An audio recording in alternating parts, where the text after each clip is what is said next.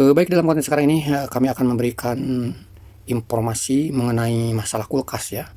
Untuk Anda semua yang memiliki kulkas, pas kebetulan kulkasnya itu memiliki masalah, contoh dari permasalahan tersebut, suara kompresor terdengar hidup, tetapi sama sekali tidak menghasilkan dingin, baik di freezernya maupun di area kulkasnya, gitu ya. Terus terang, ini durasi lumayan panjang karena akan kami bongkar permasalahannya tersebut, kenapa kulkas tersebut bisa terjadi hal tersebut, bisa mengakibatkan sama sekali tidak menghasilkan dingin, padahal mesin kompresor hidup, gitu ya. Nah, di sini kita perlu ketelitian. Pertama itu, banyak ya permasalahan seperti ini sudah langsung memponis masalahnya itu kompresor rusak. Tetapi ya, kalau belum kita pastikan dengan cara dilepas itu dia punya mesin kompresornya, belum bisa memastikan kompresor tersebut bermasalah. Oke, jalan satu-satunya ya, kompresor itu dilepas atau buang dulu freon yang ada, dikosongkan. Jadi yang pertama dilepas itu tentu bagian hisapnya ya. Itu bagian hisapnya baik untuk pengisian freon maupun pipa yang dari evaporator itu dilepas semua. Tinggalkan yang menuju ke kondensor. Nah, lalu yang dari kondensor itu yang mau masuk ke bagian dia punya kapiler ya, pipa kapiler saringan itu dilepas, lalu pasang dulu ventil. Di sini kita akan mengecek apa betul kompresor tersebut itu rusak total, terutama bagian pressure-nya atau bagian tekanannya gitu ya. Kita buktikan dengan cara yaitu dilepas dulu bagian dia punya yang kesaringan ya. Nah, tentu bagian saringan itu kan pipa tekannya ya. Ingat, salah satu pipa hisapnya baik yang mau dari kondensor atau tempat pengisian freon itu dilepas ya. Biarkan nanti sirkulasi udara tersebut masuk dari pipa hisap tersebut gitu ya. Oke, jalan satu-satunya sekarang kita cek dulu kompresornya dengan mempergunakan manifold di bagian tekanan tertinggi. Warna merah itu adalah PSI tertinggi, ukuran tertinggi ya. Kita tes di sini apakah pressnya masih bagus atau tidak. Kita bisa membuktikan nanti di sini. Jadi ini untuk membuktikan apa kompresornya masih bagus atau tidak, kita bisa menyimpulkan di sini. Ini kita perhatikan, kita mempergunakan manifold yang tekanan tinggi ya. Lalu hidupkan kompresornya. Nggak bisa lihat ya, pressnya ini tekanannya masih bagus ya kompresor ini. Nanti ketika udah menginjak di 250 atau 300, stop, cabut listriknya. Nah, seperti ini kita cabut. Anda perhatikan, ini kompresor tuh masih bagus untuk pressnya. Maaf tadi untuk ampernya tidak kami bisa shot ya, karena ampere ini masih normal. Kami berfokus ke bagian pressnya ya. Ini kompresor ini masih bagus. Tetapi kenapa tidak menghasilkan dingin? Gitu kan? Oke, jalan satu-satunya untuk bisa menormalkan kembali si kulkas tersebut ya, dikuras terutama bagian evaporator. Ini dia evaporatornya. Biasanya di dalam evaporator ini sudah ada masuk sedikit oli dari mesin kompresor atau ya embun dia punya air ya, ada air di dalam dia punya pipa dari bekas pengembunan itu ya, akan tersimpan atau terjebak di evaporator tersebut gitu. Maka kita melakukan pengurasan. Tentu ini kulkas ya sudah pemakaian mungkin bisa 3 tahun atau 4 tahun gitu ya, bahkan mungkin lebih, bisa mengalami hal tersebut. Hal seperti ini bisa terjadi ya, kompresor hidup tapi tidak ada dingin sama sekali. Oke, jadi jelas di sini kompresornya bagus, kita tinggal melakukan proses istilahnya flushing ya, pengurasan. Nah, di sini ada pipa kapiler ya, kita lepas saja pipa kapilernya untuk bisa memasangkan dia punya pentil di area evaporator ini. Nah seperti ini. Ini saya pasang pentil ya. Lalu kita isi dengan, bisa dengan air 11, bisa dengan toijon atau sering disebut metil gitu ya, cairan metil. Kita masukkan secukupnya, bisa setengah botol, atau kalau masih muat 1 botol, habisin aja semua. Setelah itu, setelah metil ini masuk, kita dorong, kita tekan dengan mempergunakan freon. Usahakan freon yang ramah lingkungan ya, karena ini terbuang ke udara bebas ya. Kami tidak menyarankan mempergunakan demi keamanan lingkungan juga, kami tidak menyarankan mempergunakan freon 22. Kita kuras ini, kami juga mempergunakan freon 32 ya. Nah nanti di sini ya, di area belakang ya, tentu pipa hisapnya ya itu akan mengeluarkan kotoran yang dari evaporator. Jadi dibaliklah istilahnya gitu ya. Nah lihat seperti ini ya. Ini sudah banyak banget air yang terjebak ya, bekas dia punya hasil pengembunan ya, yang mungkin dalam jangka sekian tahun gitu ya, sedikit demi sedikit gitu ya, ada terjebak di dalam dia punya evaporator dan terbawa sekarang terkuras dengan metil seperti ini, dan sedikit tercampur dengan oli gitu ya. Alangkah baiknya ketika mengaktifkan kompresor ini, paling enggak sedikitnya ditambah oli, dia punya kompresor khusus kulkas, paling enggak kurang lebih sekitar 100 mili lah, cukup gitu untuk menambah ya, karena ini ada yang sebagian kebuang gitu ya. Nah seperti ini campuran oli, air dengan metil tadi sudah keluar semua ya. Nah seperti ini kami melakukan pengurasan ya, semua kita kuras. Oke, setelah semua dikuras yang tadi berminyak ya, beroli itu, kita buktikan lagi, kita dorong sekali lagi sampai bersih. Nah ini hasilnya ya, sampai bersih seperti ini. Nah oke, bisa kelihatan kan telapak tangan saya bersih ya, tidak ada olinya lagi, tidak ada kotor, tidak ada air yang dari evaporator tersebut. Oke, berarti pengurasan evaporator ini sudah dianggap kita tuntas ya. Lalu berikutnya kita tinggal nguras metil ya, kapiler. Nah untuk kapiler kita bisa balik dari sini menuju ke dalam ruangan kulkas juga tidak jadi masalah, karena untuk mempermudah proses pengelasan saat pemasangan dia punya kepala pentilnya ya. Nah seperti ini kita kuras juga dia punya kapilernya ya. Ini udah lancar ya, jadi kapiler tidak tersumbat ya. Jadi untuk kapiler dan dia punya kondensor ini sekarang sudah dalam keadaan kondisinya 100% bersih, baik dari oli yang terjebak maupun embun ya, air yang terjebak di dalam kondensor ini sudah kebuang semua. Kapiler pun sudah lancar. Nah ini hasil pengurasan dari tadi yang di dalam dari pipa kapiler ya. Alhamdulillah pipa kapilernya tidak perlu diganti karena masih lancar gitu ya. Ini berasa nih dari pipa kapiler nih ya, kita kasih tekanannya setelah tadi cairan metilnya sudah kembali keluar gitu ya.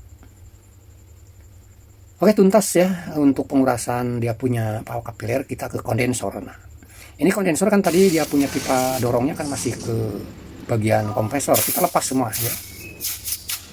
Sama halnya melakukan seperti pengurasan tadi, diisi dulu metil baru ditekan freon gitu ya.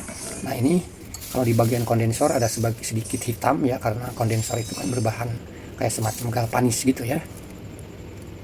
Oke, tuntas sudah proses pengurasan baik evaporator, kondensor maupun dia punya pipa kapiler, semuanya lancar.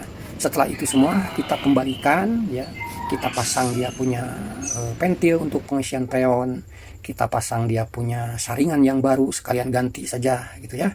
Jadi sekarang tuh setelah terpasang kembali pipa-pipanya ke semula gitu ya, baik pipa hisapnya maupun pipa dorongnya maupun pipa kapilernya dipasang kembali. Mohon maaf proses pengelasan tidak bisa kami shot, Anda harus memaklum juga, ini juga masih memungkinkan kami sambil memvideokan gitu ya.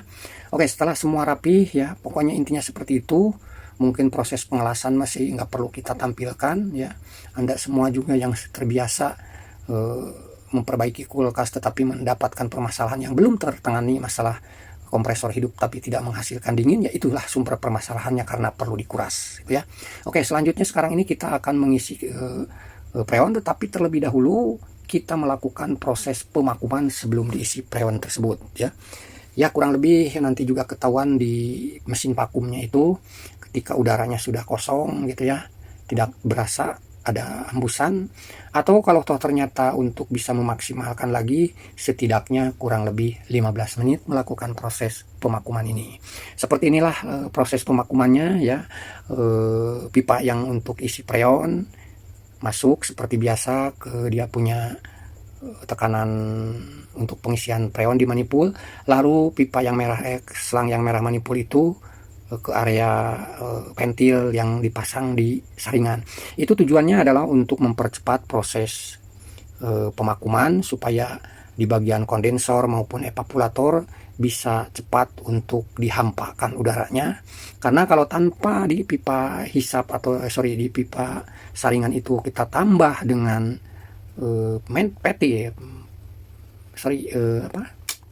ventil gitu ya, itu mungkin agak lama proses pemakumannya, karena untuk memakum bagian evaporatornya itu kan melalui pipa kapiler. Tetapi dengan sistem seperti ini ya, ada dua sistem selangnya, tiganya benar-benar dimanfaatkan, dipergunakan. Emang seperti inilah sistem kerja pemakuman untuk kulkas yang sebenarnya.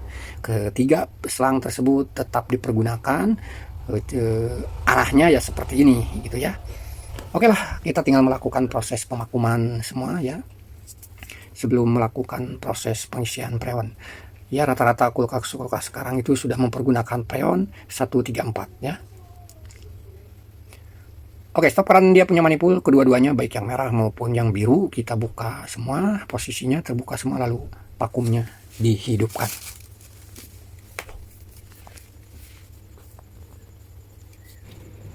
Mohon maaf ya, ini kaki juga ikut bekerja ya.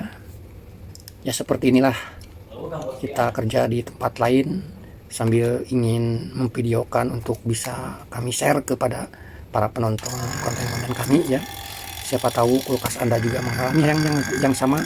Jangan dulu memvonis kompresornya rusak, tetapi alangkah baiknya seperti ini dulu prosesnya untuk memastikan kompresor tersebut baik atau tidaknya gitu ya. Pas kebetulan ini juga emang dapat kabar dari user tersebut, sudah ada yang memeriksakan dia punya kulkas, cuman sayang tadi yang Sami katakan tidak dilepas dulu, tetapi langsung memvonis kompresornya yang rusak. Bahkan saya bisa memberikan WA ya, chat dengan beliau, kami disuruh mencarikan mesin kompresor ini, yang rencananya sister kami ini meminta kami untuk menggantikan kompresor dengan yang baru. Tetapi akhirnya ya, si kompresor ini tidak perlu diganti baru gitu ya. Oke, sekarang proses pemakuman ya sudah tuntas. Kita tutup dulu semua dia punya keran manipulnya, baik keran manipul biru maupun yang merah. Oke, selang yang ke vakumnya dan vakumnya kita matikan, selangnya juga kita lepas ya. Setelah dimatikan ditunggu dulu beberapa saat ya, sambil ngupi-ngupi dulu, rokokan dulu gitu ya. Jangan dulu langsung diisi freon, tunggu dulu beberapa saat apakah jarum manipul tersebut yang di bawah 0 minus 30 itu apakah naik. Ketika naik berarti ada kebocoran di proses pengelasan. Atau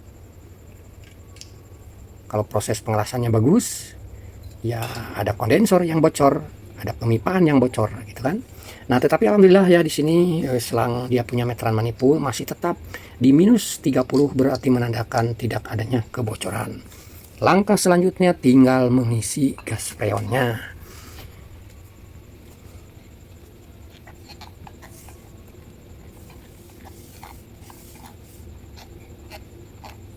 Oke, sebentar ya. Seperti biasa dua kaki kita mainkan, dibantu dengan kaki, karena satu tangan memegang kamera. Oke, kita buang dulu udara yang ada di selang manipul ini.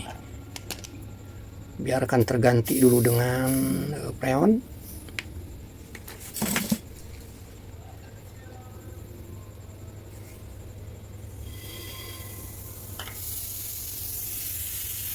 Oke, setelah mencukupi membuang udara yang ada di selang, kita kuatkan lagi manifold dan mulai diisi pelan-pelan. Ingat, untuk pengisian freon kulkas, alat pendingin, mau showcase kek, mau kulkas kek, mau freezer kek, ya, pengisian freon itu jangan digentak, jangan sekaligus, slow saja bosku, pelan-pelan, ya, pelan-pelan saja.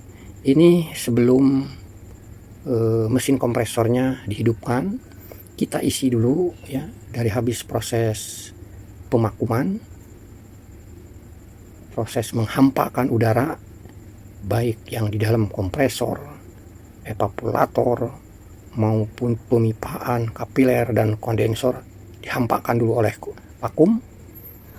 Setelah itu tuntas, baru kita isi gas freon dengan posisi pelan-pelan saja.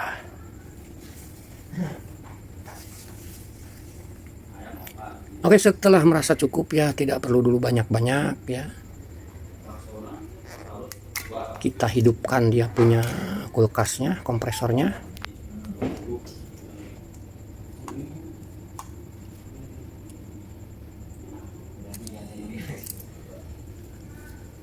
Ini juga high pressure-nya ya, yang dari kondensor itu, pipa tekannya kelihatan sudah mulai naik. Dia punya di manifold yang tekanan tinggi, lalu ini yang tekanan rendah pun di yang warna biru ya, kita mulai isi lagi dikit demi sedikit, setidaknya kurang lebih kisaran 10 psi ya. Tetapi di sini kita sambil menyetabilkan dengan arus listrik yang masuk ke kompresor dengan mempergunakan tang ampere, disesuaikan dengan itu. Tetapi standarnya normalnya rata-rata 12, kadang-kadang 10 itu sudah memadai, sudah mencukupinya gitu ya. Oke, ini proses terus berlanjut ya. Maka dari itu yang kami tadi katakan, bagi Anda yang istilahnya sudah terbiasa menyimak pekerjaan yang insya Allah sedikitnya mudah-mudahan ada manfaatnya. Mungkin masalah durasi setengah jam 25 menit itu tidak jadi masalah, demi sebuah pengetahuan dari siapapun yang memberikan atau yang sharing perihal perbaikan kulkas maupun AC dan lain-lain gitu ya. Untuk orang yang mempelajari dan ingin tahu, ingin bisa, insya Allah durasi seperti itu mah tidak akan terasa gitu ya. Nah, ini sudah mulai ya, evaporatornya sudah berubah. Di sini mulai ada nampak salju mulai tipis ya, sudah kelihatan antara evaporator yang belum bersalju dengan yang tidak. Ini bagian atas yang pertama mulai bersalju, sampai ke sirip-sirip evaporatornya juga sudah mulai ada bersalju ya. Kecuali yang paling bawah, ini paling terakhir sekali ya, mungkin kadang tidak mencapai karena itu area dekat heater ya. Oke, ini proses sudah terus berlanjut sambil kita pantau ya. Nah, semakin tebal kan dia punya saljunya. Ini sudah bagus banget ya. Ini dijamin seperti ini hasilnya. Menyimpan air di daerah freezer ini akan cepat membeku ya.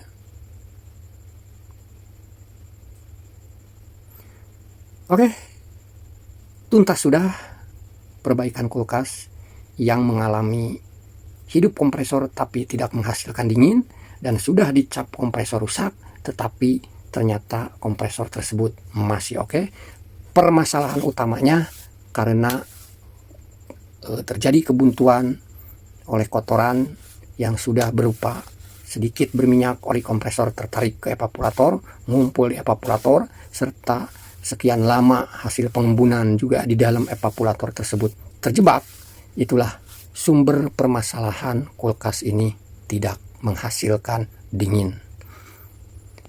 Oke, sampai di sini juga ya proses perbaikan tersebut, dan alhamdulillah kita tinggal rapi-rapi ya. Mungkin di sini banyak yang ketinggalan, apalagi proses pengelasannya mungkin tidak bisa kami shot, proses pelepasan dia punya selang manipul dari kepala pentil-pentil tersebut gitu ya. Ya mohon maaf saja. Tapi intinya di sini tuh kami kan hanya memberikan informasi bahwa ketika kompresor hidup tidak menghasilkan dingin, belum tentu klep kompresor itu rusak, belum tentu. Intinya itu ya. Makanya proses pengerjaannya banyak yang tidak bisa kami shot, harap dimaklum. Sekarang posisi kulkas ini sudah dirapihkan, dan beberapa saat kemudian setelah pekerjaan yang lainnya tuntas, ganti-ganti lampu yang padam, kembali kita cek dan hasilnya seperti ini ya. Kami taruh dia punya cetakan es, alhamdulillah sudah membeku ya. Mungkin ini tapi baru membeku bagian atasnya saja ya, bagian dalamnya belum ya, tapi sudah mulai kelihatan ya. Ini mungkin kurang lebih dari proses perapihan itu dinyalakan itu baru 1 jam lah, 1 jam lebih lah gitu ya, karena cuman kesambi untuk mengganti lampu yang pada putus gitu kan ya, kurang lebih 1 jaman lah. Nah tetapi hasilnya sudah seperti ini gitu ya. Oke lah, itu saja ya yang bisa kami sampaikan. Dan pas kebetulan di video ini juga kami tampilkan juga beberapa saat kemudian, mungkin ada sekitar 2 mingguan kami tuh kembali lagi ke tempat kerjaan ini. Nah ini dia, ini mungkin kurang lebih sekitar 2 minggu ya, 2 mingguan kami kesini lagi karena di rumah pribadinya itu ada pekerjaan. Kami ke kantinnya atau ke kios ini mengecek hasil perbaikan kulkas ya, dan alhamdulillah ini hasilnya seperti ini. Air yang pernah kita taruh di gelas plastik ini sudah benar-benar keras, karena ini udah kurang lebih 2 mingguan lah kita kesini lagi ya. Nah, ini juga udah keras semua, jarang dipergunakan. Lalu di bagian bawahnya juga nih, air yang didinginkan di botol-botol ini sudah normal kembali. Oke, sudah tuntas, benar-benar udah deal bahwa kulkas ini bisa normal kembali. Jadi bukan permasalahan harus ganti kompresor ya. Oke, sampai jumpa kembali di konten-konten yang akan datang. Salam iNinjas.